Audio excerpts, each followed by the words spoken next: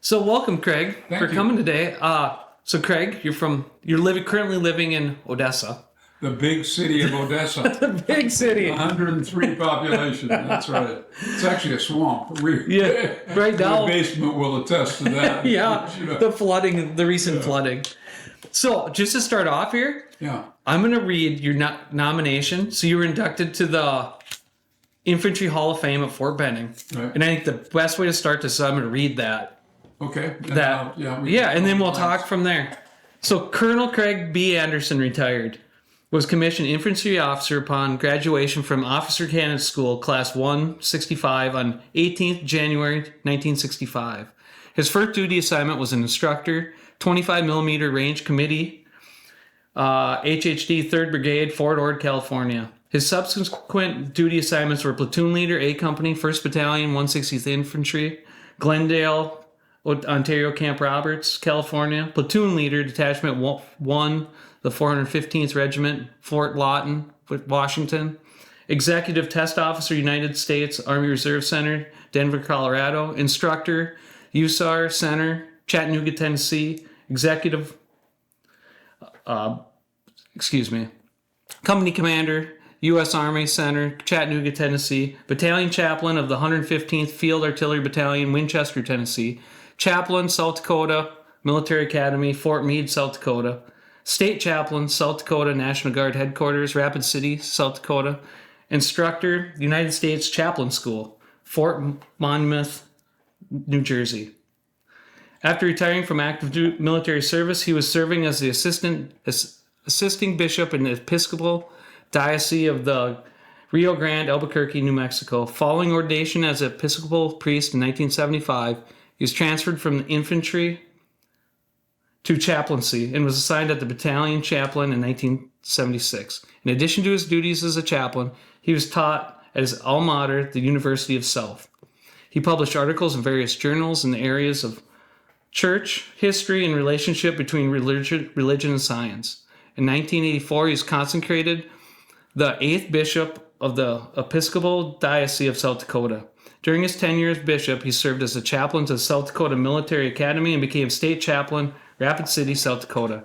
In 1993, he was chosen to be president and dean of the General Theological Seminary in New York City. During this time, he served as instructor as a reservist to the United States Army Chaplain Center and School, while assisting the bishop in the Diocese of New York.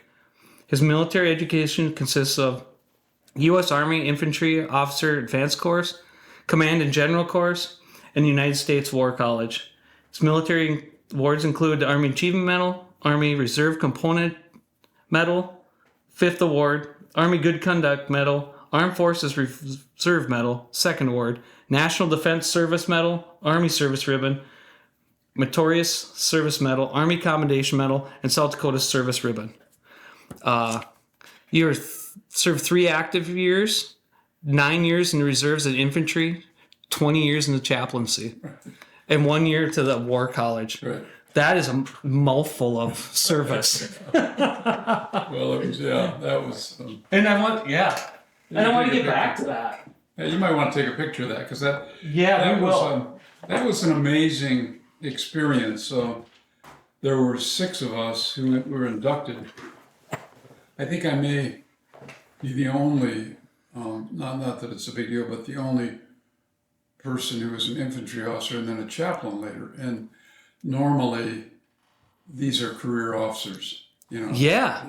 So, and I was, but on active duty, but most of my time in the service was as a reservist, Yeah, that's got to be a pretty big deal as being a reservist and still get to that level. I really felt humbled by it. It was really thought, wow.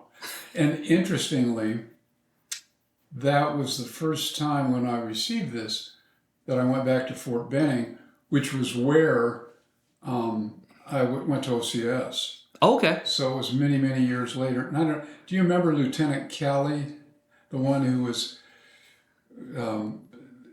young guy during Vietnam who was wiped out a village and Oh yeah. yeah and Yep. he died a few years ago, but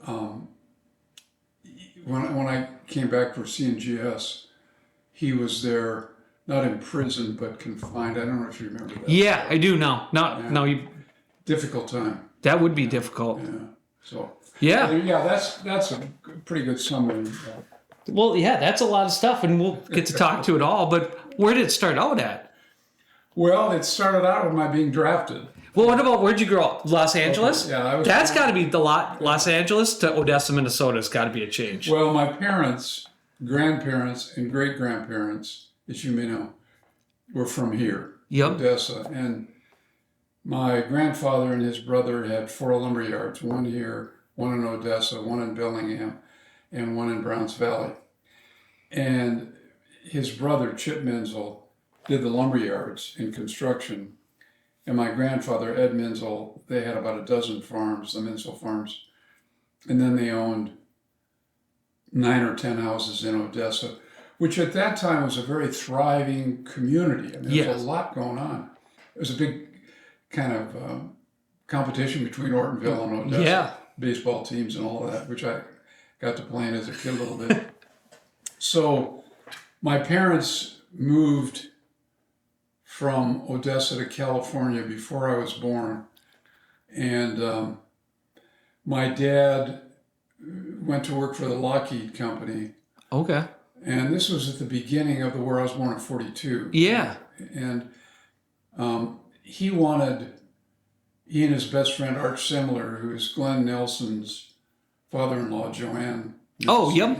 If you know that. Okay. Yep. He wanted to join the Army with his best friend, Art Semler. Yep. And they said, no, you have a critical occupation. We want you to stay at Lockheed and help build airplanes for the war. Yep. So he worked on P-38s, Lightning, and helped develop the scope for the front gunner.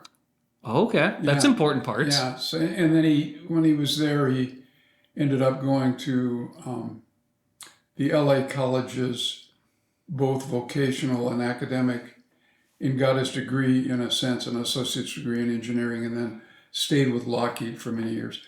But he always kind of felt bad that he was not able to serve in the Army. And I said, but Dad, you were helping to build the airplanes that brought the war to an end. And yeah, he was proud of that. Yeah, that would be, that's big. That was a pretty deal. So at any rate, grew up in Eagle Rock, a little town made famous by the Eagle Rock. There is a geological feature there.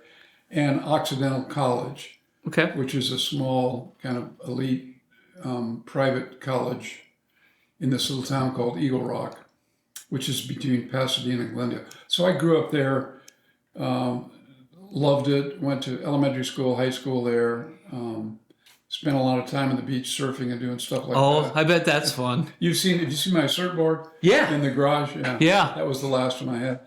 And Is that what all the kids did? I mean, it was surfing kind of. That was kind of the thing. We weren't too far from the beach.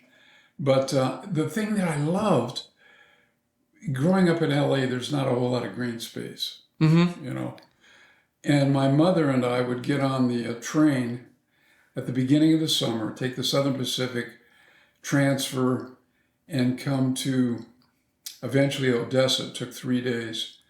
And my grandparents would be waiting there to meet us. There was a station in Odessa at the time. And I would spend the summer there playing baseball, fishing, being outside. And my grandfather would take me to the farms. Yep. They did a sharecropping thing when they had these farms.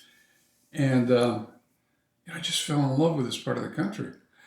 And I said, someday I want to come back and live here. Well, after a long journey with the service and ministry, here we are. Yeah, you made it. You made it back. The depot's gone, though. The depots, everything else is gone. I like to say in small towns, the only thing that remains is the church, the bar, and the gas station. And that's about it for Odessa. But at its heyday, I think they had maybe 1,000 to 2,000 people, 2 grocery stores, one of the big lumber yards that my grandfather had. Yeah. And it was a thriving place. And I remember, you may recall this, maybe people would come in, especially the farmers, on Wednesday and Saturday nights. and to do shopping and to basically socialize, drink beer, shoot pool. Yeah, and all the stuff. And the kids would come in and walk around the block, little romances and all Yeah. that kind of stuff.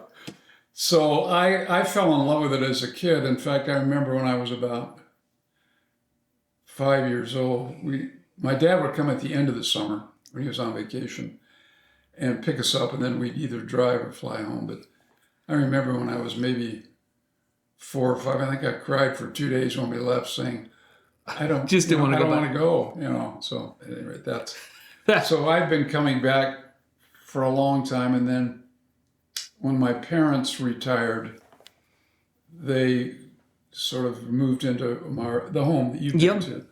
Was kind of the ancestral home for my grandparents, and so a couple of years ago, when I finally quote retired, although I really haven't, I said to Liz, if I name, and we inherited one of the farms too. I said, if I name the farm after you, will you come with me? And she's from Lamar, Colorado, which is a small community in Colorado. So you've seen that it's Patesan Shkate Ween. It's a Lakota name for a white buffalo calf woman playing. So we have the farm north of town. Yep. And then we've been fixing up, as you know very well, the house. We did an addition, and I just wanted to simplify and downsize, and then helping out churches here Yeah. that need help because they're short of clergy. And so they made me a rostered bishop in the ELCA Lutheran Church and pastor. And then I help in the Diocese of Minnesota Episcopal Church and help out from time to time in the Diocese of South Dakota, where I started my ministry. So, Well, that's pretty good to bring it full circle after that kind of after all the things you did, and then bring it full circle back to exactly where you wanted to be. yeah, and as a kid, you know, thinking, finally made it. Finally made it. But I loved California, but it was just, Los Angeles is overpowering in terms of, and we lived in this small community, Eagle Rock, but it's still, you couldn't get out and find green space like this. Yeah. So what's a little town by LA? Like what's the population of a little town? Eagle Rock was 30,000. Okay. And it was between Glendale and Pasadena, which are much bigger. Okay. And my dad worked at Lockheed, which is in Burbank, which is next to Glendale, so he'd commute to go to Lockheed. So how big a graduating class would that be? For me in high school? Yeah. I think there were, I attended Eagle Rock High School, which was one of the small schools that kids got to come to because it was educationally and intellectually pretty good. Yep. And my graduating class we were close to 200 maybe. Okay. Was all. Which was small for Los Angeles. Yeah. Yeah, that's not bad at all. No. So then did you know what you were going to do when you graduated? Did you have a plan? From high school? From high school? Yeah. My dad, being a good Lutheran, said, here's the deal. I want you to go to Valparaiso University, which is a Lutheran college in Indiana, and for a year. If you like it, stay. If you don't, you can go where you want to go. And I wanted to go to Stanford or University of California at Berkeley. He said, fine, but I'll underwrite you the first year because I think it's important for you to get out of the Southern California culture. Yep. And he said, you've known that in Minnesota. You'll experience the same thing in Indiana. So I said, that's a deal. Well, I got there and fell in love with it. Yeah, he was a smart man. Yeah, I played sports in high school and did that at Valpo. And so I was there 4 years and then graduated. What did you go for? What's that? What was your major when you came out of there? I was an English history major. Okay. Yeah, did liberal arts. And really felt, again, sort of humbled years later when I was doing work in South Dakota, especially with some of the racism that was attending the state with the Bradley bill. I don't know if you remember, that was Return to the Black Hills. The government was trying to buy it. And did some of that. And so they awarded me with an honorary doctorate of humane letters. And I went back a couple times to preach and do graduation services for my alma mater there and stayed connected. So I went to Valparaiso, and I was young too. I skipped a grade in high school Okay. and graduated just after I turned 21. So what year was that then? 63. Okay. Got home, and guess what was waiting for me in the post office? My draft notice. And I thought, what? I don't come from a military family. Yeah, that's my dad. yeah. My grandfather, my adopted grandfather, Ed Menzel, was in the Army, World War I, obviously. Yep. And but no other big military background, Yeah. So I got there, and they did all these tests and everything, and they said, guess what? You, as a draftee, you can be a private, or you can, if you go to OCS, you can be an officer. And I think I may have mentioned this to you before, but I said, well, tell me about that. They said, well, one of the main things is to give you some leadership training, but also as a private E1, you'll make $76 a month. As a lieutenant, second lieutenant, you'll make $222 a month. I went, sold. You did the math on that? So then I went to for basic training and advanced individual training or infantry training.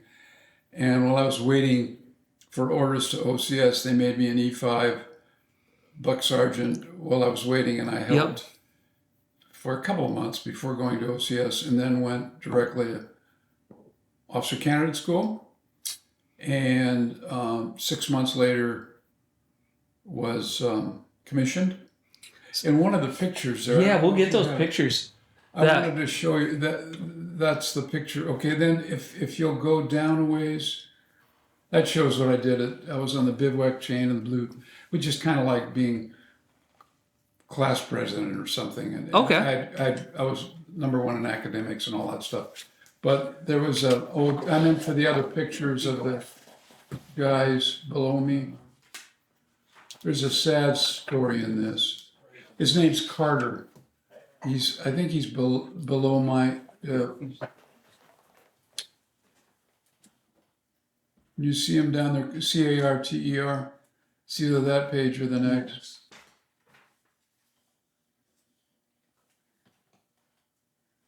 Carter? Carter. I think probably the next row down, maybe. Right there. You find him? Yep, right there. There he is. This is a sad, happy story. This guy was, he wanted to be career service. He came to OCS as an E5. Okay. And he was my roommate for 6 months. Did I tell you this before? No. Yeah. No. So I didn't know anything about the service really to speak of, Yep. and he did. Okay. So I like to kid him. I said, will you teach me how to spit shine boots and make my bed so I can bounce a quarter off it, and I'll help you with academics, because he struggled with some of the academics. Oh, yeah.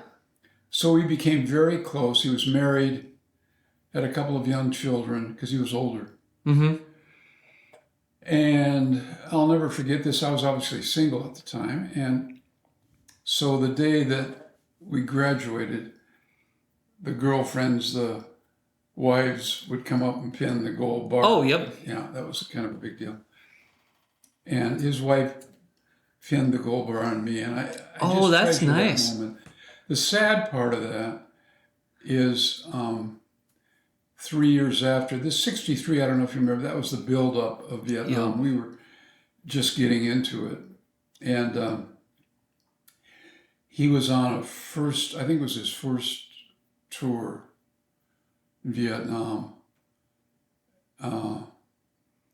And was out on patrol, surrounded by Viet Cong battalion, and killed. And, I came back and it just haunted me, and talked to his wife, kids about that and how much he meant to me, Yeah. that friendship. And that stuck with me, I bet it did. When I do memorial services at gravesides now, Yep. I like to recall that story about him and how we helped one another and how dedicated he was to serving his country. And for him, being commissioned was such a big thing in his I bet that was huge to him. Yeah. So but at any rate, had a good experience at officer candidate school. In those days, it was, I think we only graduated half our class. They tried to wash you out. Oh, yep. A lot of harassment and stuff, but that was okay. And then went on to serve, came back to Fort Ord, California, and served as, I was a pretty good shot. I was an expert marksman. And all I was going to ask you that. If to back up a little bit, so how at basic, you must have like not knowing anything about the military. That must have been shocking. Some of it, basically. And the thing that was shocking too, a lot of my friends, Eagle Rock's a kind of a, how should I say it? We had movie stars living there. Yep. It's a neat little community and elite with the college and everything. And a lot of my friends in high school, I wouldn't call them draft dodgers, but they found ways of not having, some of them legitimate. Yeah, some of them, yeah. And some of them through influence. Mm-hmm.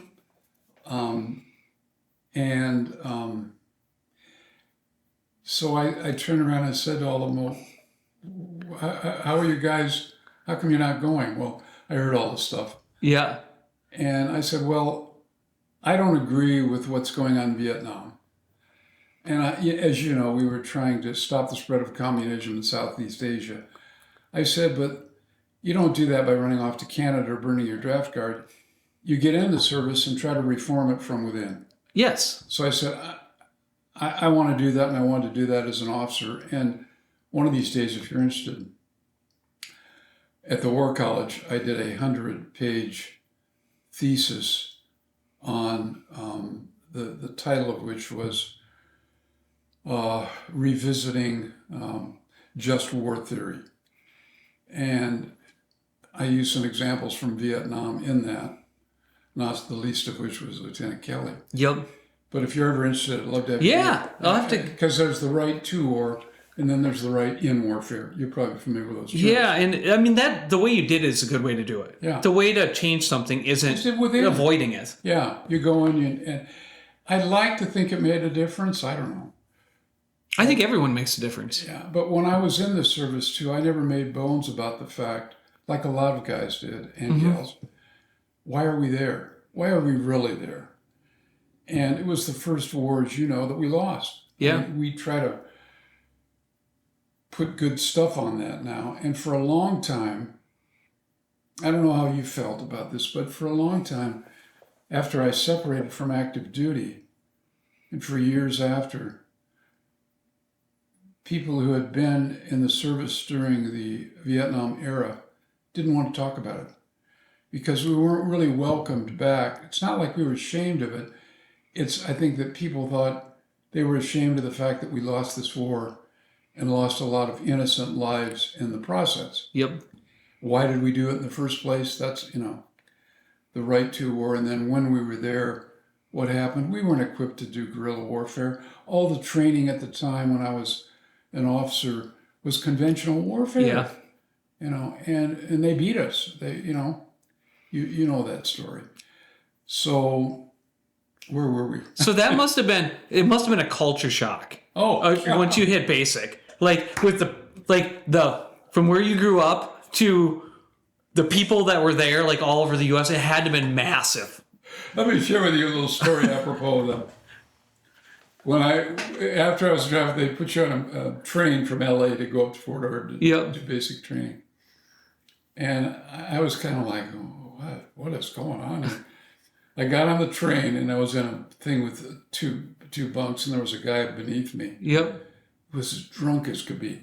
He got up in the middle of the night, peed on the floor. And I was in the top bunk, and I thought, what have I gotten myself into? That's just the first day. Yeah, that was the first day. And then as we were lined up and they were issuing uniforms, and all of a sudden you cease to be an individual and you become a member of of a team, Yep. or you don't survive. Yeah, you have to. So that was kind of cool. But yeah, that was culture shock. I bet it was. Yeah, but then after I had a great Sergeant Williams, FFC Williams. He was a veteran, a black NCO who was just terrific. He kind of took me under his wing and Yeah. said, you need to talk to these folks about OCS. And he was there for me, and I'll never forget after I got commissioned and went back there as a training officer and executive officer. And all, Yep. I looked him up, he was still there, and he said, I'm so proud of you. And I said, no, you're a big part of the reason I went that way. And he said it was the right thing to do. Yeah. So, at any rate, had a good experience at Fort Ord. Then you had to learn to shoot. I'm guessing you had shot a lot. Yeah, when I was here too. Oh, I suppose. Then you Yeah. learn. And I qualified as an expert in marksmanship and with a 45 and then the standard issue and so they made me a range officer, and then I did some hand-to-hand combat stuff because I did a little boxing when I was younger. And that was at what point did you do that stuff? Was that after you were done with OCS? No, when I was in college and stuff too. Okay. I did some athletics there. And then after I got out and was in the reserve unit in California, did some of the infantry subjects too. What did you do in the regular army? Huh? Once you got out of OCS, what did you do in the regular I army? was an infantry officer and instructor first at Benning. I mean, not at Benning, at Fort Ord, California. Okay, and that's where you went back there. Yeah. And then when I came off that, I was in various reserve units in California and Washington as an infantry officer, XO, and then finally company commander in Tennessee when I was going to seminary. And the standard stuff as an infantryman, as an infantry officer, you're platoon leader first, and then company commander, XO or XO. And when you were doing basic, how many kids or how many people would you push through? Like how many people did you? Like there must have been an amazing amount of people coming through there. During the buildup of Vietnam. Yeah, so I mean, how many? 63, 64? How many privates got through there? It had to have been an amazing amount. The Fort Ord and all the other folks were just. We had all once we entered. They were, it was, and that's why I was sent back to Ord, saying we need somebody who can go back and be an instructor and know what they're doing and that sort of thing. Did they even have enough barracks for everyone at that point? No, they had to build some. They built these concrete block things. Okay. Yeah. And I don't know if you know this, but since that time, Fort Ord is no longer a fort. It's like a lot of military bases that have closed down. Yeah. Now it's been reverted to the Monterey, it's Carmel in that area. Okay. And as a college, and they do some other things with it as well. But at that time, I remember when I was a range officer, at the beginning, that was my first assignment. We'd march every morning, get up early and march. Company of people out for the range. And I had the good sense to know by then that I got good NCOs to do the hard work. I'd get up there and say, ready on the right, ready on the left, ready on the front, and then at the end of the day, I'm buying them a case of beer, and they took care of me, and I took care of them. I think that's a good lieutenant. Like that's the way that system's made to work. Anyone that I learned a lot of stuff at OCS, but I don't know what's going on. You guys, you've been here. You're going to be here.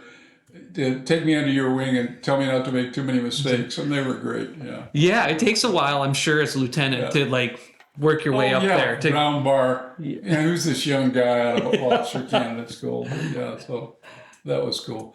And then went on to do hand-to-hand combat, bayonet training, and then was an executive officer. Okay. And then you boxed. You mentioned you boxed. Where'd you box at? In high school or in college? College a little bit. Okay. And played some sports there as well. So it all worked out fine. And then when I came off active duty, I don't know if you remember this, but at that time you had a 6-year obligation. Okay. So, and I'd served 3 on active duty basically, and then I did the other 3 in Glendale, California, and other places, Washington. The reason being, I thought when I was coming off active duty, I wanted to go to law school and apply to a couple law schools. And then a friend of mine, one of the guys I grew up with, in fact, my best friend, went to University of Southern California, and he said, I want you to be my best man at my wedding. Went to his wedding. This is kind of an aside, but at the reception, his boss came up to me. Yep. And he was with Procter & Gamble. And he said, what are you doing, young man? And I said, I'm just separating from the service. You know, I've been on active duty. And he said, well, tell me a little bit about that. And we talked. And he said, well, I'm a retired Air Force officer, and Procter & Gamble is looking for young officers who've had leadership experience to come and work for them. And brand management, I said, hey, I never took a business course in college. It was all liberal arts and stuff like that. He said, we can teach you that if you know how to write and speak. That's what we're looking for, and someone who's been a leader. Yeah. So long story short, went to work for the Procter & Gamble company in what they call their advanced management program. Started with them in Los Angeles in advertising, brand management, new product introduction.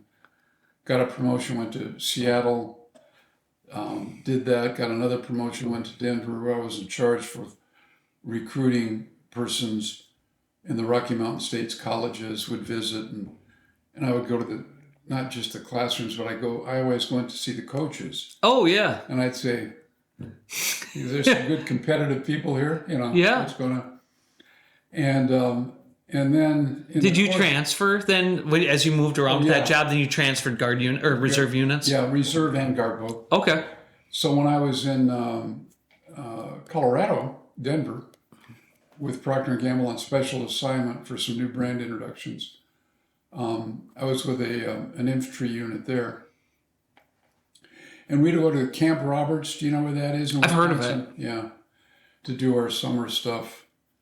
And at any rate, so was still single. Met my wife Liz. You've met her. Yeah. In Colorado. Yeah, she was from Lawrence. She just graduated from the University of Denver and was working for an interior designer in Denver. And so met her in May, and we got married in August. Oh. So, I was 28, and I won't go into detail, but I dated around a lot, let's put it that way. and I, that was all great, and it was fun, and being a young executive and all that kind of stuff, but I was 28, and I thought I had time to settle down. Married Liz. And we got married in the Episcopal Church in Evergreen, Colorado, which is a beautiful little area outside of Denver. And the priest there, Father Blakesley, was just an incredible guy. And during the course of our pre-marriage counseling, I'm sure in the Catholic Church as well. Yep. I started asking a lot of questions. And one of the things I did as in charge of recruiting for the manufacturing company and the marketing company in Procter & Gamble is I'd go visit all the colleges. And one of the colleges I visited was Brigham Young University, which is a Mormon school. Okay. And I would go and interview students there that were recommended by coaches and teachers and so forth. And it's like every other person I talked to, they said, well, what are you religiously? And I said, well, I'm an Episcopalian. You've ever thought about becoming a Mormon? I said, you'd be perfect for sales. And I finally said to him after a while, I said, other than your 1 year in the Mormon church at Brigham Young University, between your junior and senior year, you do a mission. You go out, Yep. and you've probably seen folks walking around, dark suits, ties. I don't know if that's true here. I haven't seen it. Probably not so much here, but knocking on doors, Yeah. saying, hey, become a Mormon. yeah, that's a salesman. Yeah. So I got back to Denver. I flew back and I said, Father B, I need to talk to you. This was an interesting experience. And so we had some long talks. And then one day he said to me, Craig, I think you have a vocation to the priesthood.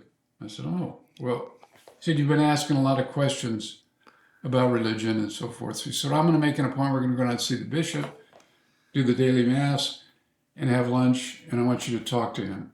Did that. Yep. Got down to Denver, which is where the cathedral was in the diocesan office. Went and talked to the bishop for a while. He was a great guy. And after about an hour's conversation, he said, why don't you excuse yourself and send Father Blakesley in here? So they were in there, and I didn't quite know what was going on, but I knew that I was being considered in the Episcopal Church what you call a postulant for holy orders, which means you're approved by a bishop, and then you go off to a seminary. Okay. And then after you've been there at the seminary for 2 years, you move from being a postulant to a candidate for holy orders.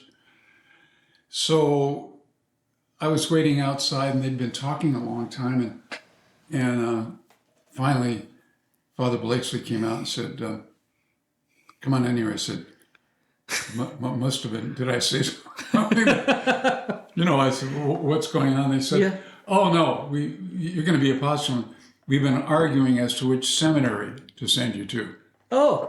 And the bishop was a high church Anglican. He wanted me to go to the Shota House, which was probably more Roman Catholic than Roman Catholic. Sort of very... and Father Blakesley, he went to the University of the South in Sewanee. He said, no, that's the place for you, family and everything. He won. So after that time, we sold the house.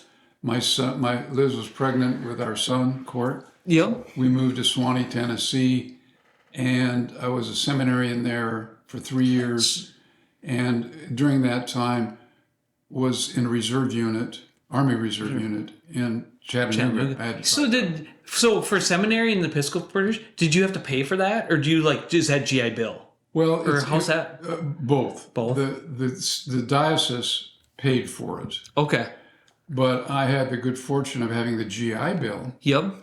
Which I used for 3 years. And then when I went on to graduate school at Vanderbilt and did my PhD, I had 1 more year that I was able to use, plus some scholarships there so I was able to get my MDiv, which is the degree for priests and Roman Catholic and other, and also I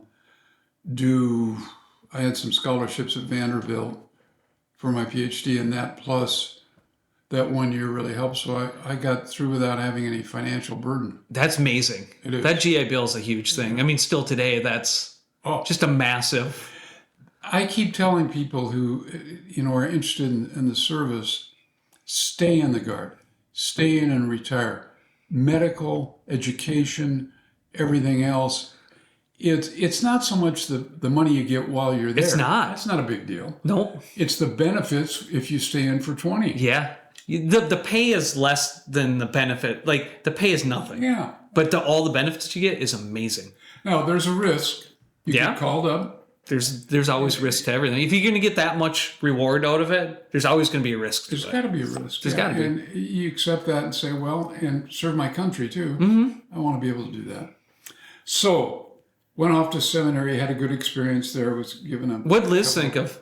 Did Liz agree with the whole plan then? Yeah, she said, I thought I was marrying the next vice president of Procter & Gamble. I said, well... Get over it. No, she was great. When we were at seminary, she taught school. She was the interim editor of the local newspaper. Yep. She did a lot of interior design work for the college, the university, and some privately too, and did some textbook illustrations. She had a good experience. Our 2 daughters, our son was born in Colorado just before we left. Our 2 daughters were both born in Tennessee, That seems like you took another 90-degree angle. Oh, yeah. Like when you were a kid and went to basics, a 90-degree angle, and then from Procter and Gamble to that would just be another 90 straight. But two things. People say, well, golly, your seminary education, your PhD in theology and all that obviously was the biggest thing that influenced your ministry, right? I said, yeah, but one of the things that I look back on and that helped me as a bishop was being an infantry officer. Yeah. You have to take responsibility for 30 men as a young lieutenant. You have to be a leader. And the other experience that has helped me in ministry as a bishop was working for Procter and Gamble, because in management, I had a lot of people who worked for me. Yep. You have to learn how to manage people. So yeah, the theological education was great, wonderful. But some of the things that really helped was being in business for a while, and also being in the military. And then as I continued to do chaplaincy, I think you'll appreciate this, I didn't just minister to Episcopalians or anyone. You have to minister to everyone. Even non-Christian groups. Yep. And then later, when I was president of the National Council of Churches, there are 42 different bodies that are in the National Council of Churches. And, ministering, it was fun as an Episcopal bishop going, for example, to a big Baptist church. And yeah, right. It was just a whole different experience. So at any rate, so we went to seminary. That was a good experience. I was ordained a priest, and then went immediately to Vanderbilt to do this PhD. And then as I was finishing my dissertation, the then dean of the seminary said, I want you to come back and be on the faculty here and teach. Okay.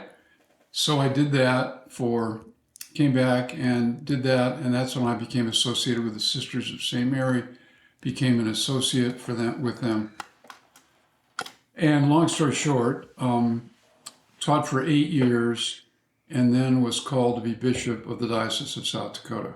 So when did you start your chaplaincy then with the military? Yeah, well... Or is that coming still? Yeah, okay. Well, no, right after I was ordained a priest in Tennessee and was on the faculty, was called back. I was at Vanderbilt doing full-time student there, but then also as a priest I was college chaplain for a little while, and then did a small church not too unlike some of these, not too far from the seminary. Yep.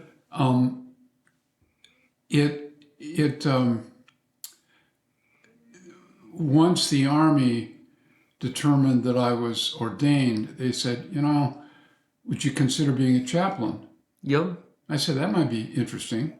Yeah. So I branch transferred from infantry to chaplaincy, probably a year after, not even that, after I was ordained a priest. And then served this artillery unit in Winchester, Tennessee as their chaplain. And then later, when I came to South Dakota as bishop, they said, hey, how would you like to be the chaplain of they had an officer candidate school in other end of the state, motorcycle rally, help me. Sturgis, Rapid. So I was a chaplain there for a while, and they said, hey, how would you like to be state chaplain? So I had all the chaplains. They said, you've been a bishop, you know how to administer. Yeah. So that was the story. So I did that, and then when I went to New York City, they said, would you help with the United States Army Chaplain School, because you need to teach these young people out of seminary. They don't know anything about the military. I said, yeah, I won't teach. I said, I'll teach tactics and leadership courses, map reading, stuff like that, but I won't teach any more combat arms stuff. Oh, yeah. Yeah. Yep. So I did that, and when I retired as a chaplain from the Army, I retired. My last assignment was as a reservist for the United States Army Chaplain School. So that completes all that. So the military, I never could have planned any of that. No, well, I'm sitting here thinking, it was an off chance that you were at a wedding and met someone that for Procter Gamble, and that changed your whole life. That met your wife, and then a chance wedding marriage counseling, just changed it and blew it all the way in a different direction. Just And two chance the, meetings. The other interesting thing was, I'll never forget this.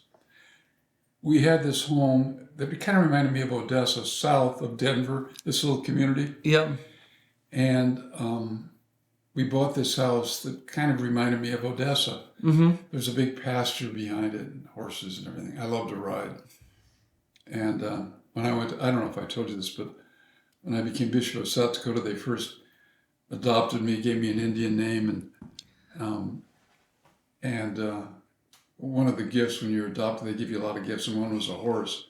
And I love to ride. I did that when I come back in the summers. Yep. So I had this horse that I kept out in the Black Hills, and I'd go out there and as an Indian priest, father two bulls, and he'd say, "Let's go riding."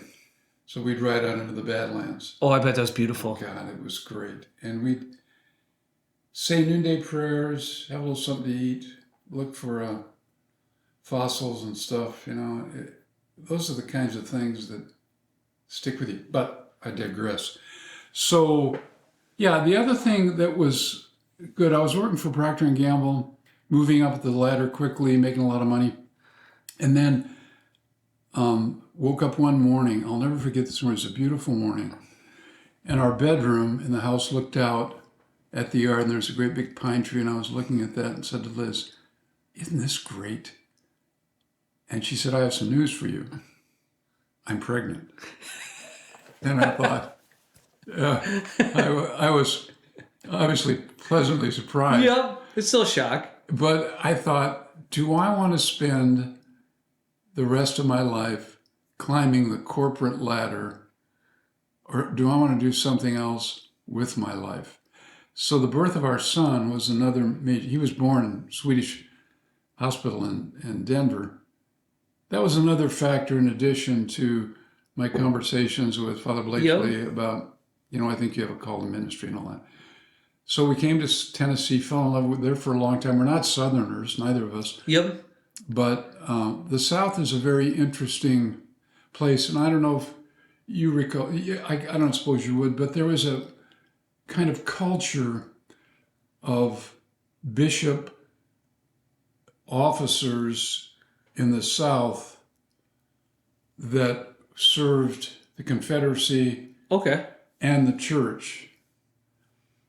And so people down there said, well, that's a natural. It's part of the culture. We never became Southerners per se, because everybody in the South is a Baptist, just like everybody in Minnesota is a Lutheran.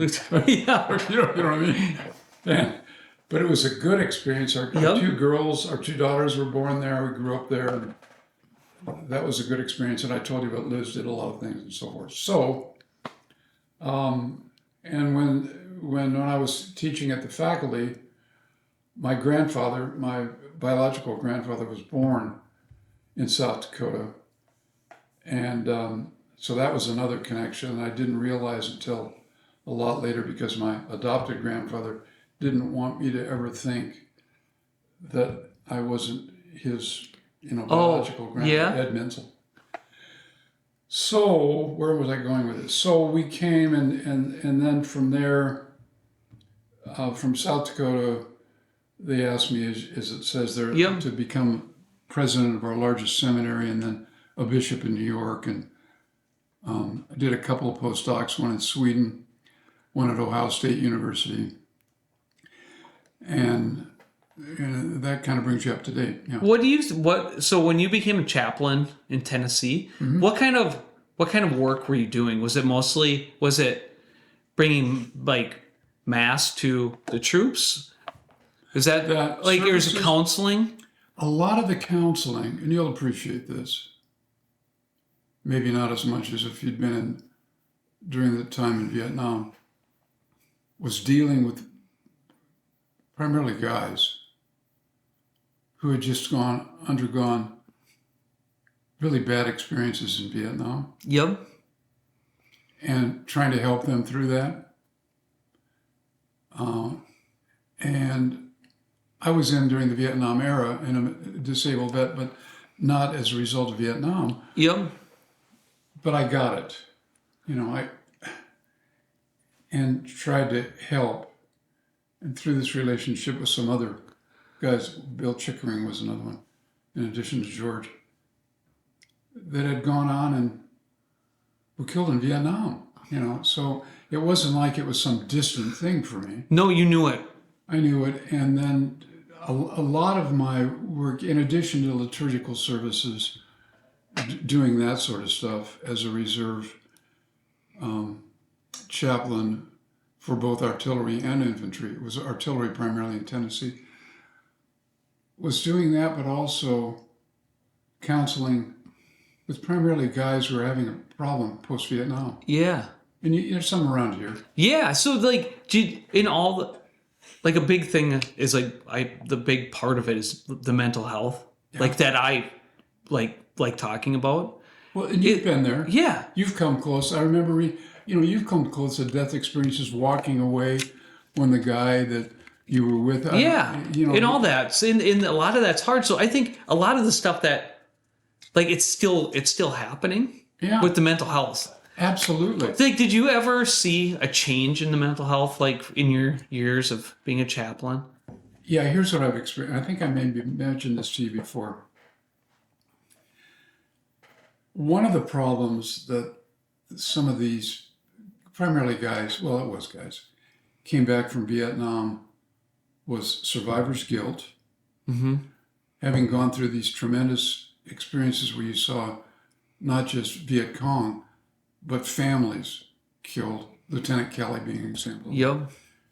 And trying to deal with that guilt, trying to deal with the stuff that was going on, the drugs that were used, how crazy it got. You've seen some of the post-Vietnam movies where you go, what? What was going on here? Yeah. And people being caught up in that and then coming back to the U.S.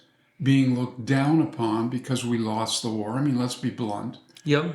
And these guys, oh, you were over there smoking dope, and killing innocent people and all the protests. All the stuff. It caused, as you know, a lot of suicides, a lot of continued drug abuse, a lot of people who came back during that era, to some extent now too, but nothing like then. No. Just lost souls. Yeah. And because they weren't welcomed back, they were looked down upon. I think I mentioned this to you before. Nobody, myself included, I didn't talk a lot about being in the service outside of persons who were in the service. You know what I mean? Because it wasn't being ashamed of it. It was just distancing yourself from being a loser in a losing war. That's the feeling.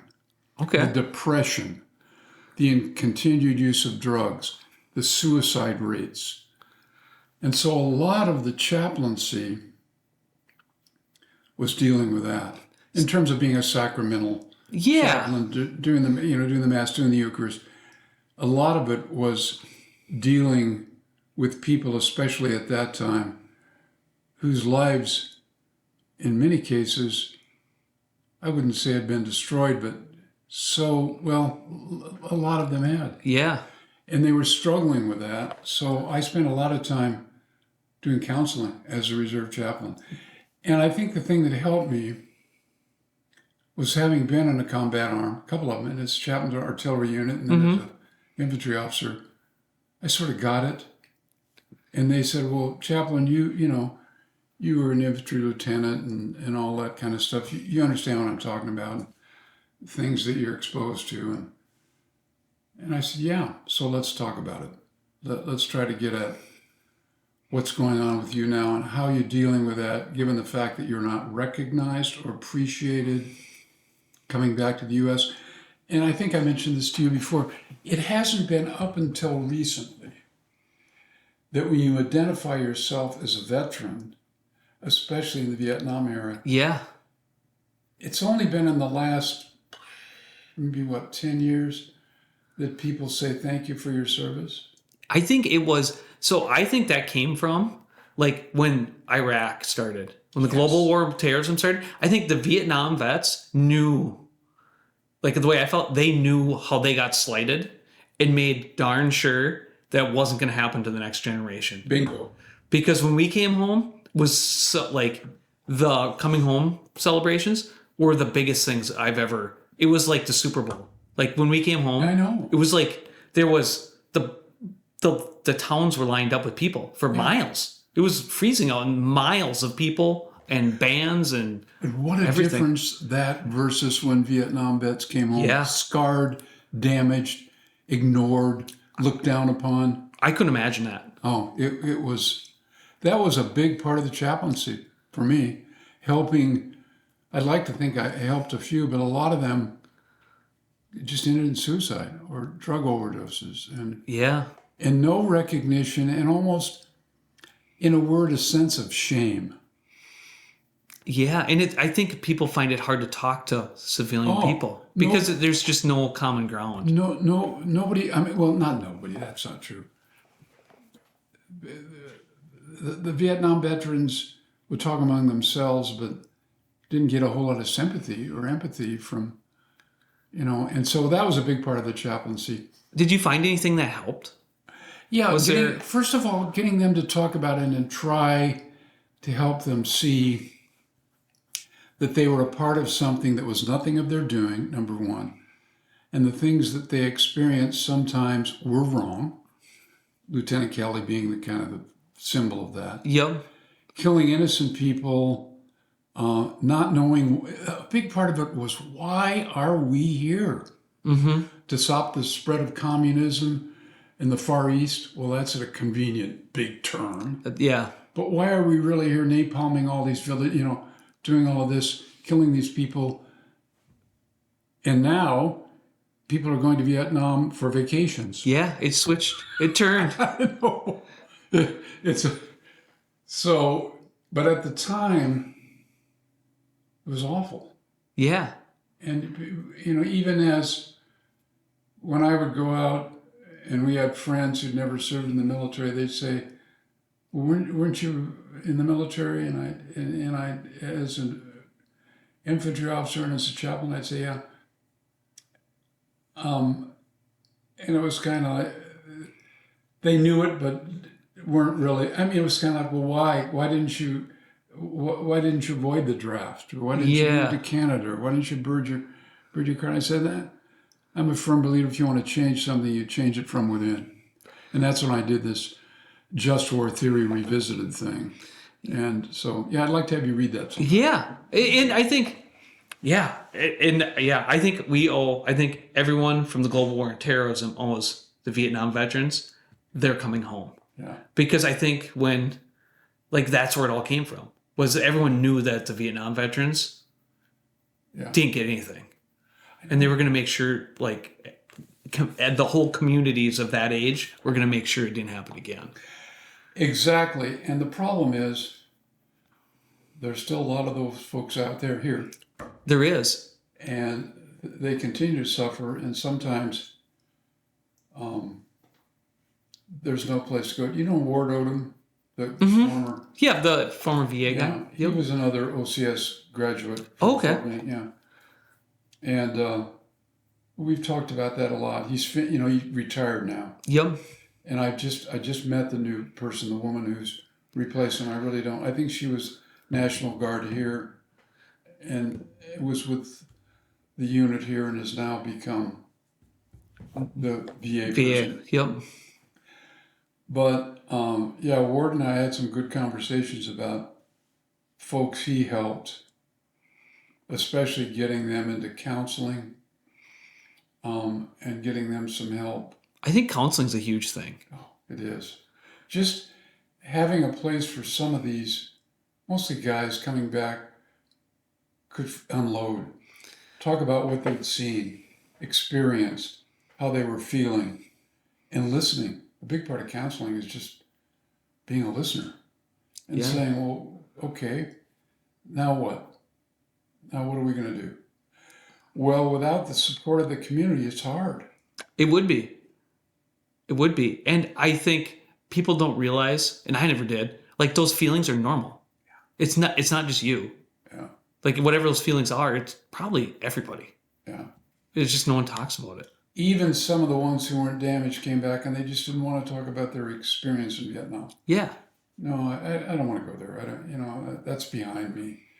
That the ones who are able to adjust, but that's really different than what you experienced coming back and being appreciated, loved, putting your life on the line for, other people, the sense of community, global, Yeah. and being a bastion of democracy that we want to, have other people look to us. I think it lifts some of the shame. Yeah, it has helped. But there's still a lot of folks out there wandering around that are hurting. Yeah. And I run into them now and then over at the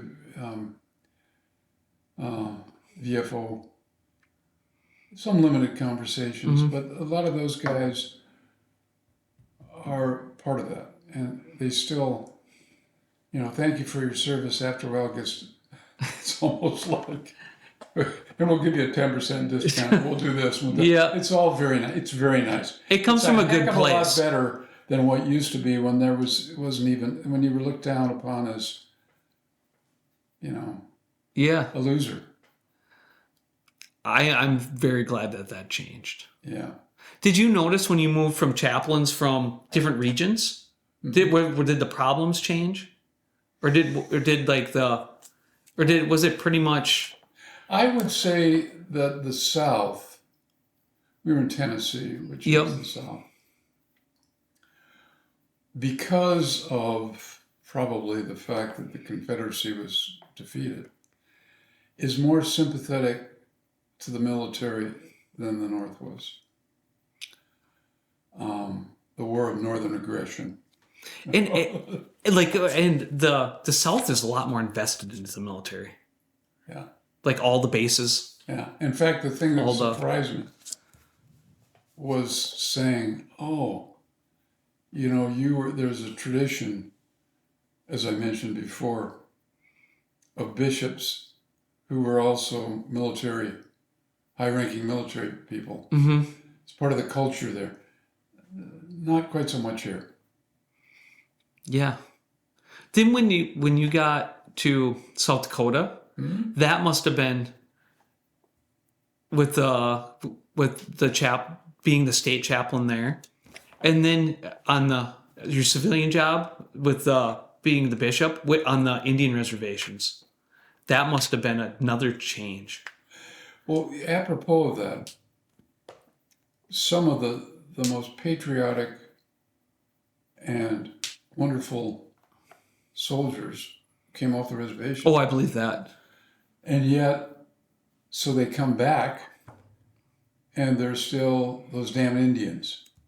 You know what I mean? Yeah, I think that would be very hard. A racism that didn't experience in the service, but then coming back. And during the Bradley Bill, when I mentioned before, one of the things that was a big part of the ministry was trying to address the racism in small communities on the reservation. For example, Winter and between the Rosebud and some of the other reservations, it was institutional racism. And a lot of these guys at the time were in the combat arms units, these Indians, these Lakota, Dakota, Nakota. Yeah. And in the service, there was some segregation, but they were treated as equal. Yeah, it seems like the Army has less, I believe, the military has less racism than the general population. Well, I think because you have to depend on all those people. And, you put on a uniform, and whether you're rich or poor, black or white or red. Doesn't matter. It's the uniform. You're part of something. You're not an individual. You are an individual, but you're a member of a unit. Yep. And it's the unit that is charged with carrying out the mission. And there are heroes, Medal of Honors, all of that's wonderful. Yep. But it's it's primarily your identity as being part, and the pride that comes with that in being parts of, whether it's airborne, ranger, whatever, artillery, kind of that sense of family almost that's so important in terms of your identity. And I think, candidly, a lot of people after they'd come off got back in the military because they missed that. It's funny to me, even with some of the Vietnam veteran types, that the biggest identity in their lives has been the military. It is. And I think that follows a lot of people. Like their biggest, it might have only been a couple year gap or like a couple years in the military or whatever it was. That is what defines them forever. It's a reformation of your person and personality by virtue of being a part of something connected. And a lot of people, I think, who were lonely as individuals when they in the military, they're a part of a squad, a company, a unit of some kind. Mm-hmm. And that that's identity. We're defined by the groups that we're parts of, whether it's the church or the military. Yep. Take on our identity and who we are. Yeah. So, in retrospect, I've never thought of myself as some of the guys in the military are off-putting too. I mean, Yeah, it goes too far. yeah, It can go too goes far. too far. Kill a commie for Christ, or, let's get in there and be heroes. It's not about wanting to be a hero. You're a hero if you've done something that's recognized. If you're not trying to be, you're just trying Yeah. to, like people who sacrifice their own lives to protect men in their unit or whatever. Yep. It's that sacrifice that I think is generally the basis for a Medal of Honor winner. You know what I mean? Yeah. And it's not about, hey, I want to go. The people that I've known in the military have never sought to want to be heroes and get a lot of medals. Mm-hmm. It's they want to serve and defend, help. yeah, and defend the things that we value, protect people at home. And that's what I'm so afraid of now, given the situation in the world. Where are things going? Oh boy. So I don't know what anything. Yeah. else? So then being the chaplain in South Dakota, and then what as the state chaplain? How many chaplains does South Dakota have? Is there a lot? But when you were in, was there? There was each unit had a chaplain. Some units had 2 or 3, but when I was, oh gosh, I wish I could remember off the top of my head the number. It can't be very many. Chaplains. No, it was maybe a dozen. No, maybe closer to 2 dozen. 2 dozen. Was that hard to find new chaplains? Were you part of was that a recruiting problem? Like hard to recruit new chaplains, or seemed like that they're always looking for chaplains? Yeah, it was. And candidly, a lot of persons in units when I would visit weren't officially chaplains, but kind of unofficially. They took care of Yeah. and they would get local clergy to come and do the sacraments and to preach, Okay. but they weren't designated as chaplains. One of the things that I appreciated as a chaplain, so I had a chaplain's assistant who drove me around Yep. and took care of setting up for services and everything. And when we were called up, we went down to quell some race riots in Atlanta. We were driving around and we were shot at, it was pretty, I don't know if you remember, that was years ago. But there have been things within our country Yep. where the military have been called up, the National Guard. And a lot of times the chaplain's assistants, even though they're not ordained, help with services. They can't do Eucharist or Mass or Yep. but they can do, prayer services and stuff, And all. which helped. But yeah, they're always looking for chaplains. Always looking for chaplains. Yeah. And then from South Dakota, then you went to the coast again, to the East Coast? Yeah. I was here as bishop from 84 to 93 as the diocesan bishop.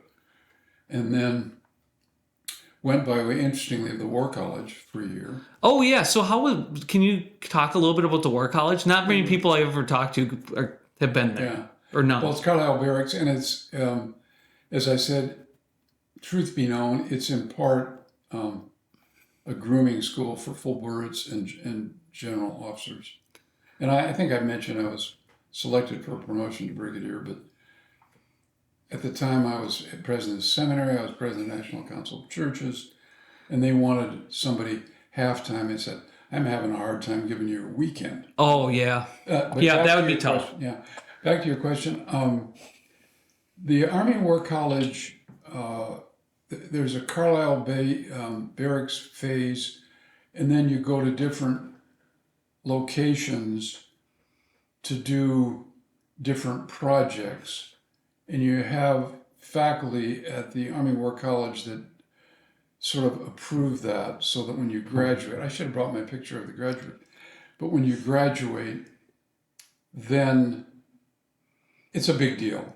Yeah, I bet it is. Yeah. To be selected to go, and then B, to finish at the Army War College. It's the last rung in the military educational ladder.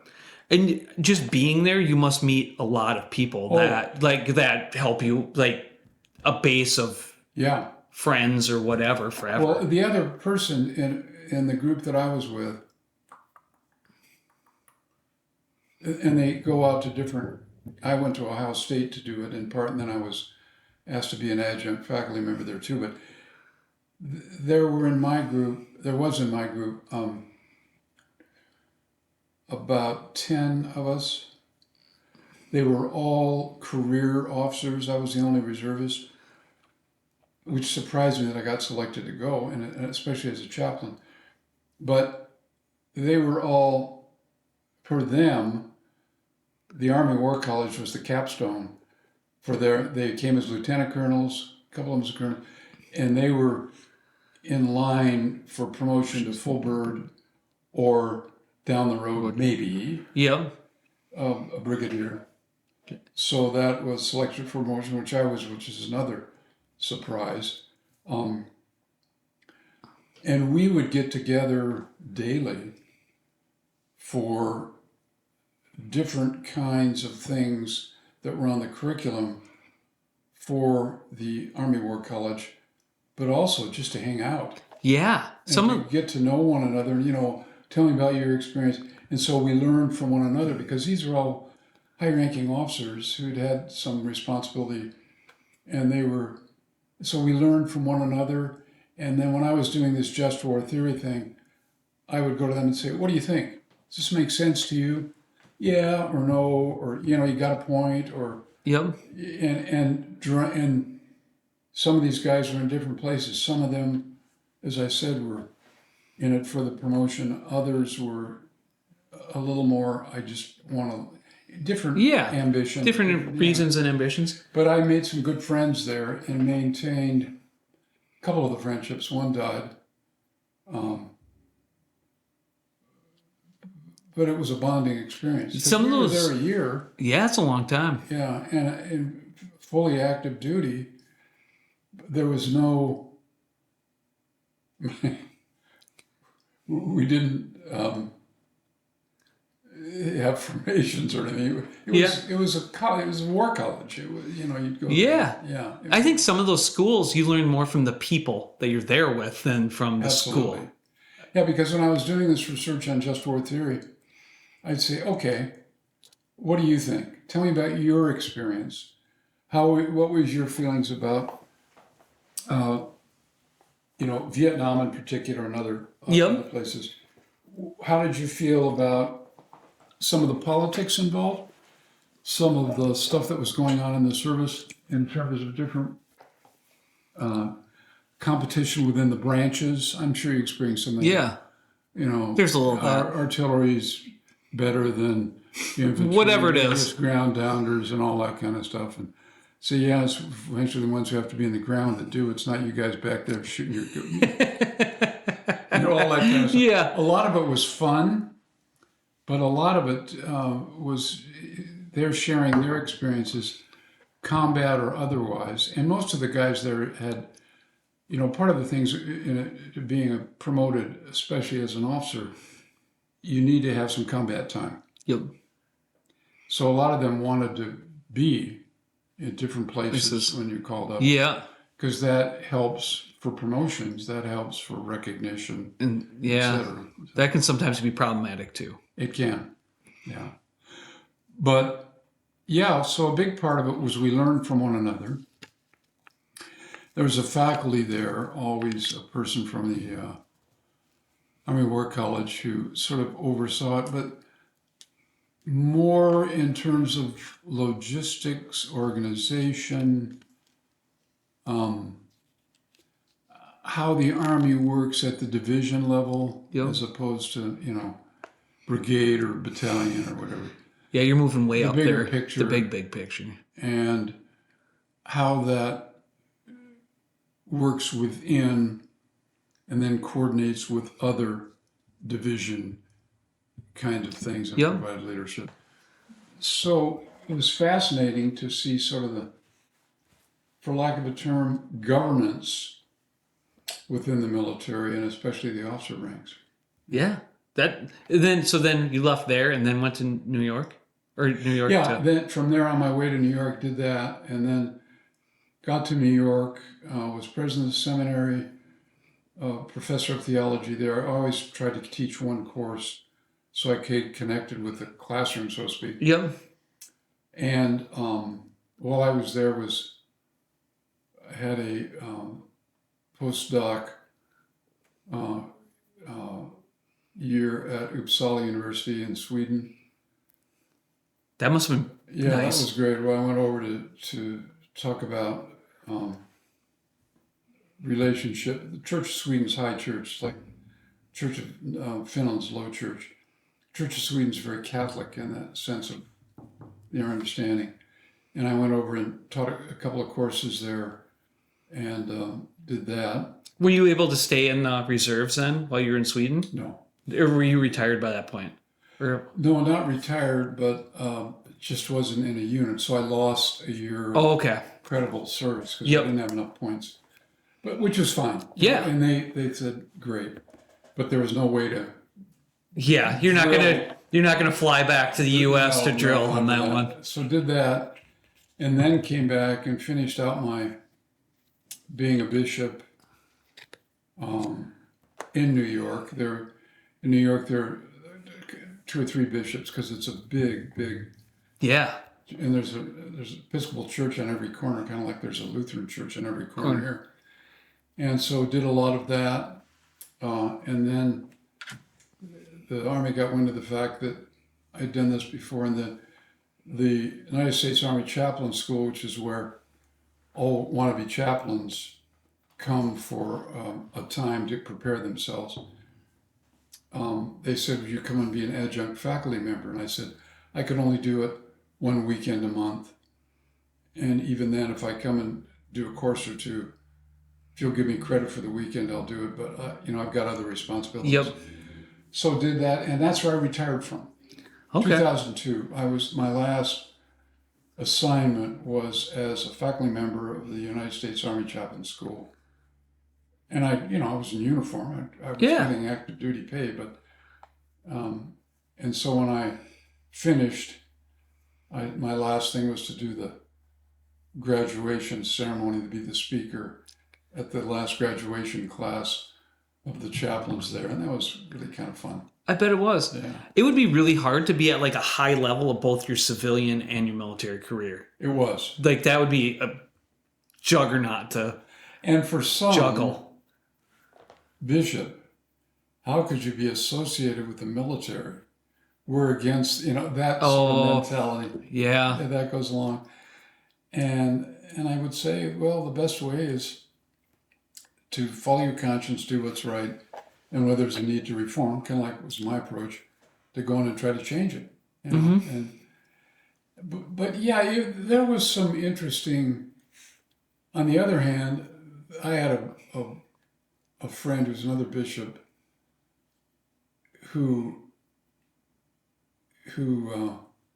would speak. I mean, he almost got passionate about saying, I'm a chaplain first and a bishop second. I mean, not, Yeah. but his identity was really tied up with being The chaplain. a chaplain and as a bishop too. So that's, there's some of that in the church where bishops kind of, whether it's Roman Catholic, Episcopal, or whatever, I say, do you ever take the collar off at night when you go to bed? Can you stop being a bishop, please? I think a lot of times it's hard. Like, people get the identity, whatever it is.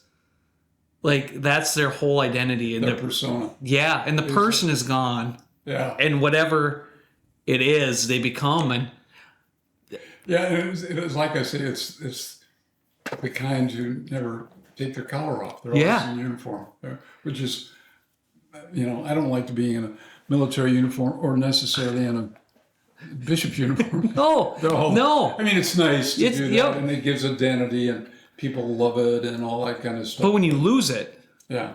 someday you have to retire. Oh, yeah, and some of the people some of the bishops I know, and some of the military, can't get over not being in uniform. And that could go. I mean, some people can go all the way back to being the quarterback in high school. Like it could be. Where are you frozen in time? Yeah, it's just where you stopped.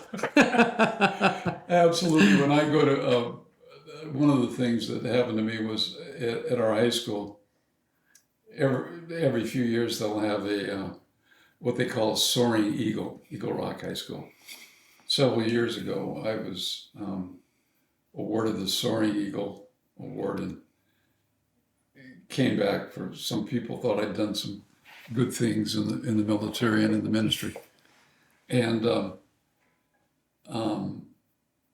come back and be honored and all that was very nice. But it's nice when you're not trying to do it. It's nice when it just happens naturally. Yeah, and I think people notice that. Yeah. Like you can, Yeah. Yeah. I didn't come here announcing the fact in Odessa that I was a retired bishop, colonel, and all that stuff. And a lot of people aren't even aware of it.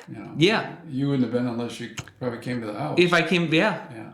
And part of that is I have a different identity now. I'm a wannabe farmer. There you go. I'm a fake farmer. A scholar farmer, a pretend farmer. And I just want to connect with the land and those things that I loved as a child coming back here. I remember my grandfather he had a driver, and he would go out and visit the farms at night, and he'd take me with him. And I just loved hearing him talk about, in those days, farms where people had cows and pigs and chickens. The whole works. It wasn't agribusiness. And to listen to those conversations and see it and to smell it and I just loved it, especially from California. Yeah. You can't find any chickens in your yard in California, especially in this little town that was pretty affluent. So,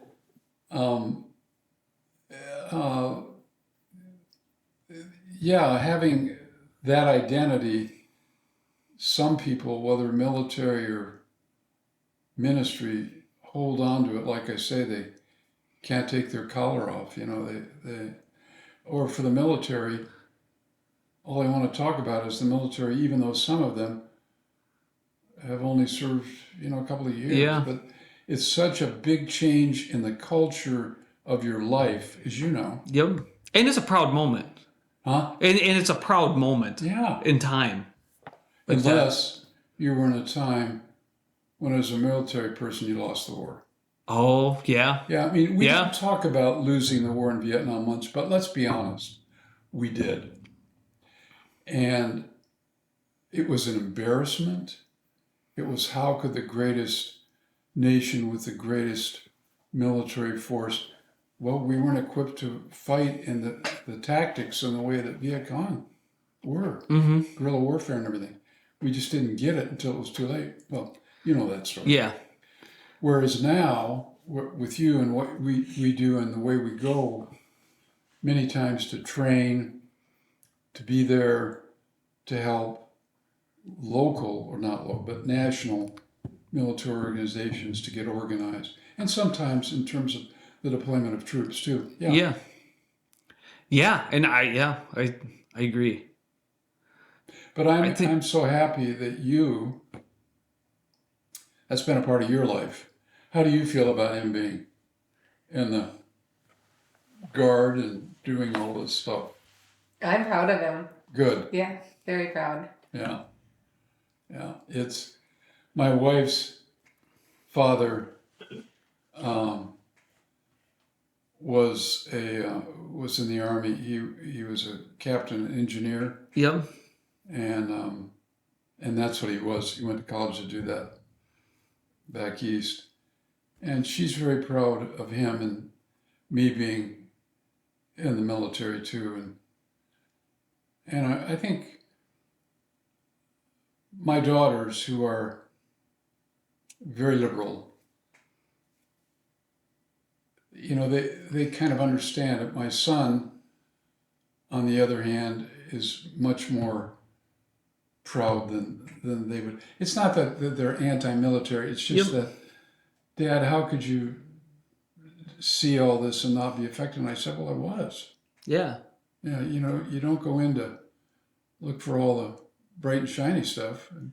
It's not all about the fancy uniforms and all of that. It's about serving your country in different ways. And I mean, that's what it's about. We call it, isn't it interesting that we call it service, in the military? You're there to serve. Yep. And what are you serving? You're serving your country and everything it stands for.